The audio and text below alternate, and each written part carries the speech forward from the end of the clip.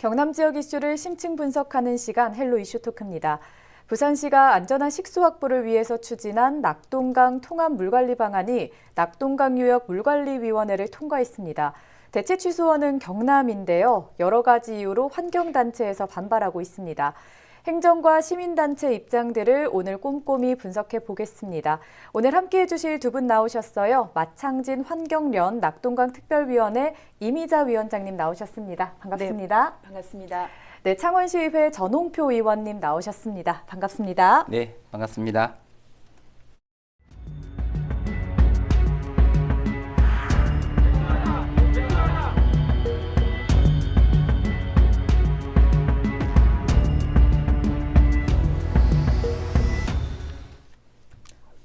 네, 의원님, 낙동강 통합 물관리 방안이 의결이 됐습니다. 이 의결을 두고 요즘 시끌한데요.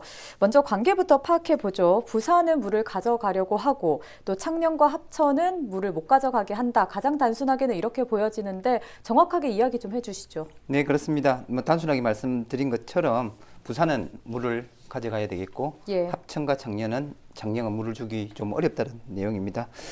지난 6월 24일 낙동강 통합 물관리 방안이 조건부로 가결되었습니다. 이 조건부 가결 내용 중에서는 지수원 다변화 방안도 포함되어 있습니다. 지수원 다변화라고 하면 부산 같은 경우에는 주로 낙동강의 물만 가지고 식수원으로 사용하고 있습니다. 근데 낙동강 대신 합천의 한강과 창녕의 강변 여가수를 개발해서 약 90만 톤 정도 지수원으로 확보하겠다는 것이 그 주된 내용입니다. 이 사업은 2028년까지 진행되는 사업이고요. 약 95만 톤의 물이 필요한 부산 같은 경우에는 42만 톤의 물을 다른 곳에서 지수원으로 공급받게 되는 것입니다. 합천과 창녕 주민들도 우리 지역에 있는 물이 부산으로 가면 이 지역의 물이 부족해질까 걱정을 하고 있고요. 그리고 수자원을 주기 위해서는 그 수자원이 깨끗하게 보호돼야 됩니다. 그래서 개발이나 다른 행위가 이루어지지 않을 것 같은 걱정 때문에 창녕과 합천의 분들은 반발을 하고 있는 것입니다. 예, 그러면 현재 환경단체나 정당에서 강하게 반대 의사를 밝히고 있는데 이유는 뭡니까? 이유는 지금까지 우리가 낙동강을 바라왔던 그러니까 물을 먹는 방식과 이러한 부분들이 전체적으로 바뀌기 때문에 그렇습니다. 지금까지 우리가 행정과 그리고 그리고 지역 주민, 유역민 전체가 낙동강을 살려서 먹겠다는 게 저 위에서부터 경북부터 내려온 이 물을 우리 지역에 내려온 이 물을 우리가 지수해서 먹겠다는 게 지금까지 정책이었거든요. 근데 지금 현재 결국은 지금까지 이렇게 먹어보니까 낙동강 수질이 오염되고 개선은 안 되고 그래서 지수원을 옮겨야 되겠다. 결국 이거는 어찌 보면은 사실 이 낙동강 수질 개선의 포기라고도 눈에 보일 수 있습니다. 그런 부분들이 우려되는 거고요. 그 다음에 또 한 가지는 현재 낙동강 수질 오염의 가장 큰 원인으로 보는 게 사실상 보호입니다. 4대강 사업 이후에 만들어져 있는 낙동강에 8개의 보가 쭉 있고 이 보 때문에 사실은 여름이면 녹조가 피고 이 녹조는 그야말로 간질환, 뇌질환까지 일으키는 독성 물질이 들어있는 거고요.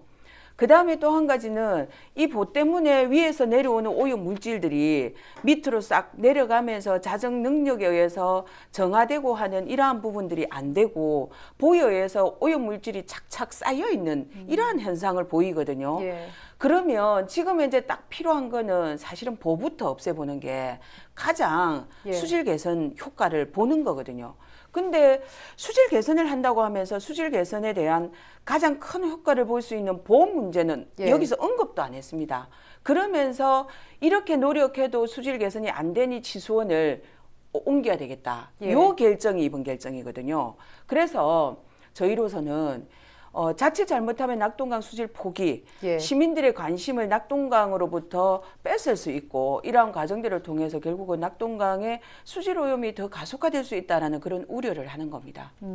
그러면 이제 환경련 입장에서는 수질 개선에 대한 필수적인 노력을 하지 않았다 이렇게 볼 수 있겠군요.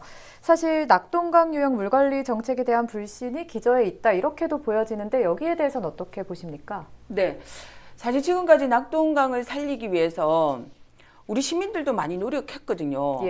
2000년도에 낙동강 특별법을 만들어 가지고 그때에 저희가 상류 지역의 주민들도 수질 개선을 위해서, 수질 보호를 위해서 오염 물질들을 하루로 내려보내지 않아야 되지만은 이러한 상류 지역 주민들의 고통을 하류 지역의 주민들도 분담을 하겠다. 그 취지로 무료용 부담금을 저희가 내겠다고 했던 거거든요. 예. 그래서 지금까지 톤당 사실 지금 현재 170원 정도를 우리가 상수도, 그러니까 수도 요금 외에 하수도 요금 외에 무료용 부담금을 또 따로 내고 있습니다.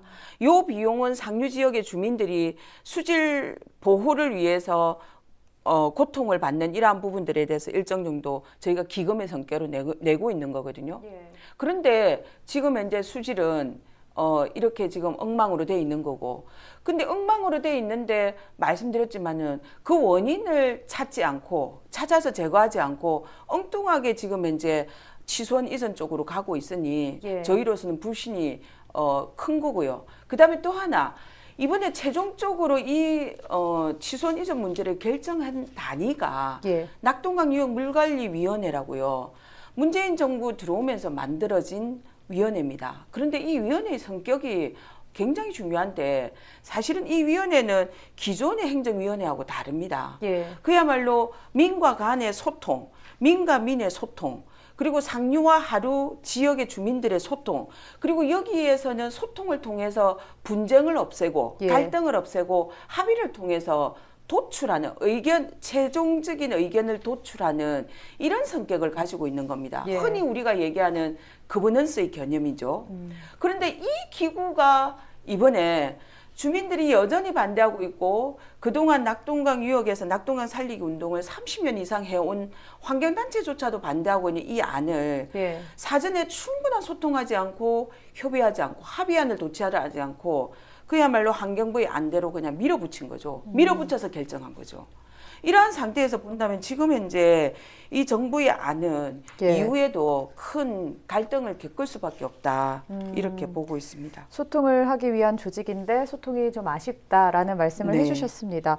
사실 상당히 오래 전부터 낙동강 수계기금을 대규모로 투입을 했으나 현재 상황까지 왔고 또 관련 단체들이 이번 의결에 격렬하게 반대를 하고 있다는 건 앞으로 체계가 분명히 바뀌어야 한다라는 주장으로 볼 수도 있거든요. 네네. 여기에 제안하는 바가 있을까요? 결국은 현재 통과를 했지만 다시 낙동강 유역 물관리위원회가 원래 본연의 의무, 예. 소통을 통해서 유역민들의 합의를 도출한 이 안을 의결시켜 나가야 된다는 이런 정신과 가치를 지금이라도 낙동강 유역 물관리위원회가 저는 복구해서 예. 추진해야 된다라고 봅니다. 지금 현재 이 갈등의 해소를 사실은 환경부에 다시 이 안을 밀어붙였던 환경부에 다시 이렇게 해라라고 했는데 예. 저희로서는 환경부가 이 일을 맡기에는 이미 주민들과 환경단체로부터 많은 불신을 받고 있기 때문에 그 불신의 주체가 이 문제를 갈등을 해소하기는 어렵다라고 봅니다. 그런 취지에서 본다면은 낙동강 유역 물관리위원회가 예. 물론 이번에 이 과정들을 통해서 낙동강 유역 물관리위원회조차도 사실은 불신의 대상이긴 하지만 이 갈등을 이 위원회가 바로 서야 되는 것도 역시 과제이기 때문에 이러한 과정들을 통해서 신뢰도 회복하고 그리고 유역민들 간의 이러한 소통과 합의를 좀 도출하는 과정이 다시 노력하는 과정이 있었으면 좋겠습니다. 예, 그렇습니다. 그러면 의원님, 부산시의 취수원이 창녕과 합천으로 다변화가 된다면 이 취수원에 대한 오염 부분에 대한 걱정은 없습니까? 부산시가 원래 낙동강에서 물을 땡겼어서 예. 수도물을 만들었었는데요. 이 수도물이 취수원이 그게 합천과 창녕으로 이전된다고 하면 그 주변의 수자원에 대한 오염에 대한 문제는 크게 없을 거로 생각합니다. 예. 식수원은 깨끗한 물이 원천이 되어야 되기 때문에 깨끗한 물을 만들기 위해서 상수원 보호구역으로 지정돼서 물이 깨끗하게 됩니다. 근데 이것 때문에 지역의 반발이 생긴다는 이유도 있습니다. 예. 상수원 보호구역이 지정되면 합천과 창녕 그 인근의 일대에는 개발 행위가 조금 제한될 거라는 그런 우려가 있지 않습니까? 예. 그렇기 때문에 그 지역에 있는 분들, 그 합천도 그렇고 거창도 그렇고 창녕 분들도 걱정하는 겁니다. 그리고 특히 창녕 같은 경우에는 강변 여가수로 부산에 물을 공급하게 됩니다. 강변 여가수는 강 옆에 커다란 우물을 뚫어서 이렇게 물을 부산으로 보내게 되는데 그렇게 되면 농사 지을 물이 수위가 낮아지게 됩니다. 그것 때문에 농사짓는 물도 줄어들지 않을까라는 걱정을 하고 있습니다. 이에 환경부와 정부는 농사에 물 걱정 없이 기반시설을 마련해 주겠다. 그리고 물을 공급하는 대신 물값 톤당 약 20원 정도 치서 지역의 상생발전기금으로 제시하겠다. 그리고 주변에 농사용 물이 줄어들지 않도록 인공 함량 시설을 만들겠다라는 이런 약속을 걸고 수자원 다변화 정책을 추진하고 있습니다. 오염에 대한 걱정은 없지만 농민들 일터에 영향을 미칠 수 있기 때문에 농업 피해가 좀 가지 않는 방안으로 제시를 하겠다라는 말씀을 해주셨는데 이렇게 반발이 충분히 예상되는 상황에서 이러한 의결을 할 수밖에 없었던 환경부의 입장 몇 가지 좀 짚어주시죠. 네. 정부나 지자체장이 가장 세밀하게 따져야 될 게 시민과 국민들의 건강입니다. 낙동강 하면 우리 91년도에 패널 사태 기억나실 겁니다. 그때 뭐 저는 어렸지만 여러분들 걱정하신 분이 수돗물도 못 마시고 걱정을 했을 때 이 시기부터 지수온 다변화에 대한 고민은 정부와 지자체는 하고 있었습니다. 예를 들어서 낙동강 유역의 지자체들은 낙동강에 의존하는 의존율들이 많습니다. 물은 거의 다 낙동강 물을 합니다. 부산 같은 경우에는 88% 물이 낙동강의 물로 수돗물을 만들고 있습니다. 대구는 66%, 경남은 51%의 지자체에 공급되는 물이 낙동강 물이 됩니다. 특히 창원 같은 경우에는 98% 정도가 낙동강의 물이 됩니다. 이렇게 한 지역의 수자원이 한정되어 있다 보니 그 수자원이 오염되고 나면 예를 들어서 창원 사람 같은 경우에는 낙동강이 만일에 오염돼서 마실 수 있는 물이 힘들게 됐던 상황이면 시민의 98% 타격이 분들이 크겠네요. 타격이 큽니다. 그렇기 때문에 정부와 지자체는 낙동강이 오염될 이유 이런 일들 대비해서 수자원을 다변화는 있어야 되겠다. 어느 정도 지자체에 생산되는 물의 반 정도는 다른 곳에서 여유분이 있어야 되겠다는 생각을 했기 때문에 첫 번째고요. 그리고 또 하나 대구, 부산 그 위에 구미 쪽에서는 공업단지가 많습니다. 거기에 대한 우려가 있는 거지. 혹시 그 위에 있는 공업단지에서 인간의 실수로 오염 사태가 일어나면 어떨 것인가에 대한 고민 때문에 다변화를 추진하고 있습니다. 이런 사항들 때문에 1991년부터 정부는 수자원 다변화에 대한 걸 생각을 해왔던 일들이고요. 그 일들이 이번 위원회에서 의결되는 과정을 통해서 환경단체의 반발과 청년 주민들과 합천 주민들의 반발로 드러나고 있는 상황입니다. 위원장님 사실 물도 자원이지 않습니까? 그렇기 때문에 이제 경남의 물, 부산시가 경남의 물을 가져간다고 하면 부산시와 환경부가 합리적인 보상 체계가 있어야 하지 않을까 이런 생각이 들거든요. 어떻게 보십니까? 그 부분에서는 어쨌든 법 체계상도 당연한 얘기입니다. 당연한 얘기고 그런 것들 때문에 사실은 지금까지 이것이 원만하게 합의가 되지 못했던 거죠. 더군다나 낙동강은 1,300만 명이라고 하는 인원이 주변에서 살면서 공업용수, 농업용수 모든 생활용수를 여기서 끌어다 쓰고 특히 이제 가장 많은 게 농업용수죠. 그러다 보니까 위에서부터 쓰고 낙동강에서 끌어 쓰고 그리고 다시 낙동강으로 버리고 그러면서 이게 물이 아래로 흘러내려오면서 하루 지역 주민들은 자기 앞에 내려오는 물들을 먹었던 거거든요. 그러면 이 자원을 결국은 내가 버릴 때에 제대로 버려야 된다는 거죠. 2008년도부터 시도된 결국은 4대강 사업이었습니다.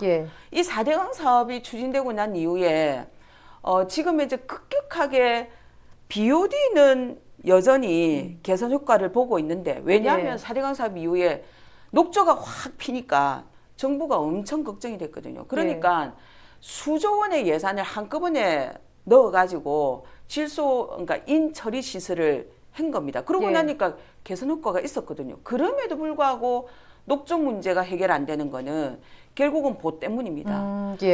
보 때문에 녹조가 흘러가는 물 속에서는 절대 녹조가 피지 않거든요. 근데 보 때문에 물이 고여 있으니까 결국은 녹조가 피는 거고, 그 다음에 이 보에 의해서 내려오는 오염 물질들이 내려가지 못하고 보에 의해서 축적되면서 소위 정부가 현재 관리하고 있지 않은 COD가 늘어나고 있는 겁니다. 즉 COD 남분해성 물질들이 늘어나면서 현재 부산 사람들이 낙동강 수질물 물 못 먹겠다고 하는 거거든요. 예. 위원장님께서 보를 열어야 한다 가장 강력하게 지금 주장을 해주셨는데요. 이 외에도 제안하고픈 바가 있을까요? 치손 이전 문제와 관련해서 역대 낙동강에 대한 국민들, 유흥민들의 관심이 나오기 시작하면서 두 번의 합의 과정이 있었습니다. 예. 첫 번째 말씀드리고 있는 2000년도의 낙동강 특별법.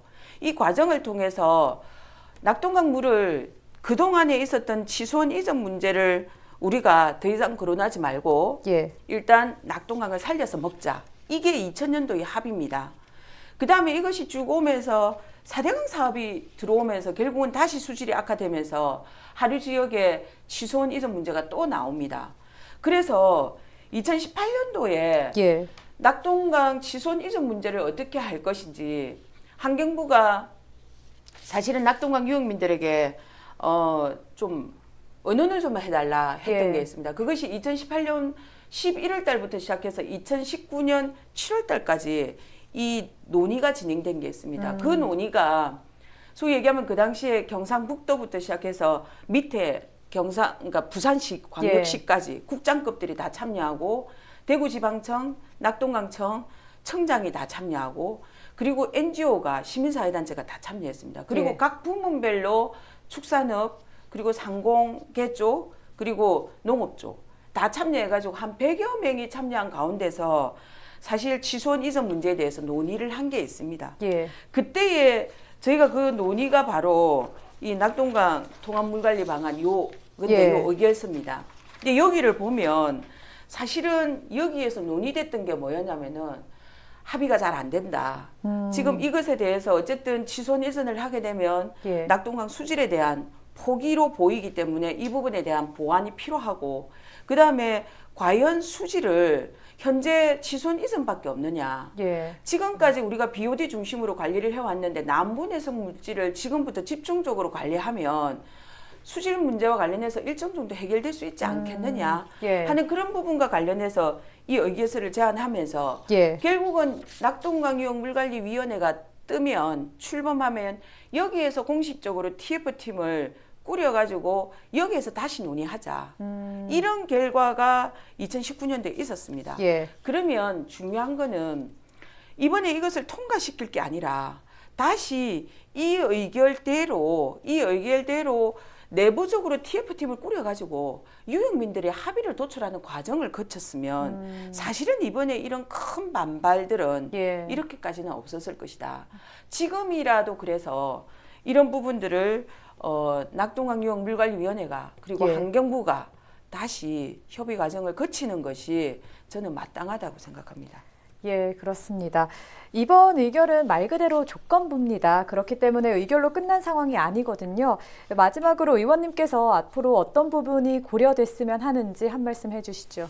네, 조건부로 의결됐습니다. 그렇기 때문에 정부의 정책의 신뢰성을 주어야 합니다. 농민에게 예. 신뢰성을 줘야 되고 환경단체에게 신뢰성을 주어야 하고 지역 주민들에게 신뢰성을 줘야 됩니다.